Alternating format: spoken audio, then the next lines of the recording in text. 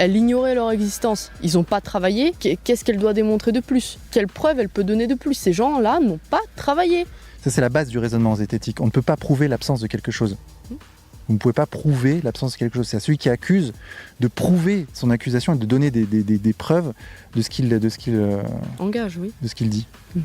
Bien sûr, il n'y a pas que en zététique où cette réflexion est déjà apparue. En droit, on est dans le cadre du droit de la preuve. Il suffit pas d'alléguer. Un tel m'a volé 3 bœufs. Bon, peut-être, mais prouve-le.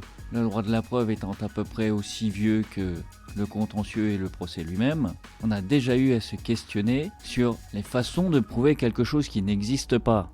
Et on en est arrivé à la conclusion que ça n'est pas possible. Et ce, depuis au moins le droit romain. Le droit romain étant réputé parce qu'il est écrit, on a retrouvé notamment dans les compilations justiniennes la règle écrite « Affirmanti incumbit probatio ». La preuve incombe à celui qui affirme. En France, en droit pénal, c'est le procureur de la République qui porte l'accusation. C'est donc à lui d'apporter les preuves de ce qu'il allègue. Il bénéficie pour ça et de l'enquête préliminaire de police et de l'instruction.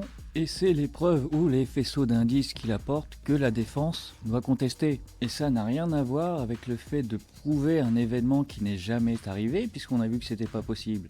Mais il s'agit bien de réduire à néant, de contrecarrer les preuves qu'apporte l'accusation. Étant donné qu'en droit français, l'accusé bénéficie de la présomption d'innocence. Il est présumé innocent tant qu'on n'a pas prouvé sa culpabilité.